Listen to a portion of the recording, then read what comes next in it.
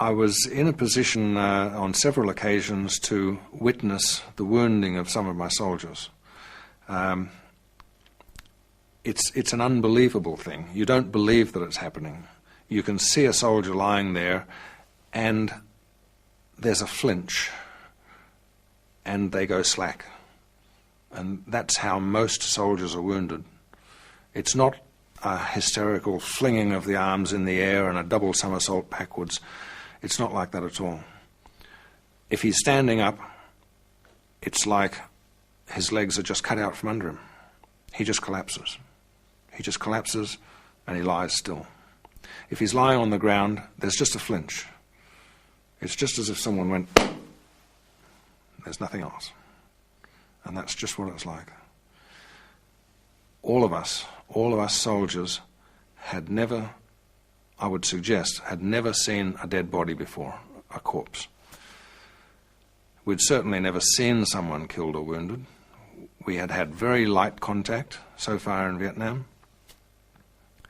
I don't think that we had ever seen artillery fall, and I don't think for the company, for the 100 or so soldiers that were on that battleground at the time, had ever touched or seen at close quarters a body.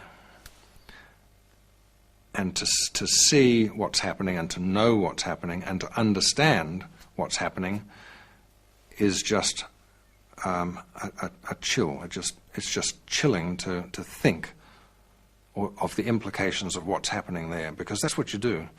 You hardly see any sign normally. I'm not talking about someone who gets blown up and there's a leg missing or something very obvious. I'm talking about a person that's taken a bullet in the chest or a bullet through the head and there's nothing. There's no indication, there's no heroics. The implication in your head goes along the line of, oh no, that just can't be. Tell me it's not. And it doesn't matter whether you knew him or not.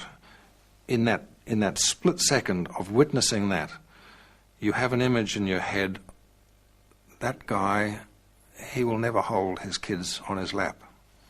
He'll never have a Sunday lunch with mum and dad again. You just sense the loss. And that's just undescribable. I'm probably not making a good go of it now, but that's the way it is. It's just an undescribable loss that you feel on that person's behalf. And you see it once, and it doesn't get better the second time, and it doesn't get better the third time. And then when you compound that with some of the horrific wounds, when you see a bullet go in one side, it goes in cleanly, there's just a small hole you might fit a pencil in. But if it hits a bone, when it comes out the other side, it takes half your back with it. And you'll see the gore. And this is on an individual. And then, if I just skip forward to the next day, when we were walking through the battlefield, and you're watching, and you're looking, and you're seeing, you're not seeing bodies as in a film script. You're seeing bits of bodies, and you're seeing pieces that you knew were bodies once, and you're seeing horrific wounds. I suppose we were saved in one way, that it had been raining all afternoon and all night. Well, not all night, but most of the night.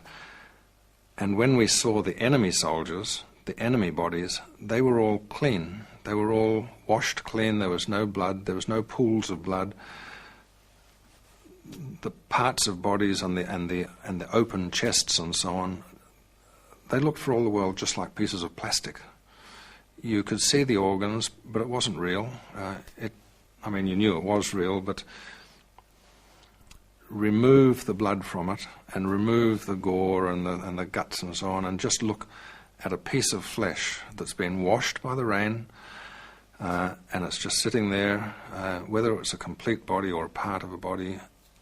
It's just an indescribable feeling of loss. Not loss to yourself. You feel the loss for that person. The person that's just existed before and doesn't exist anymore.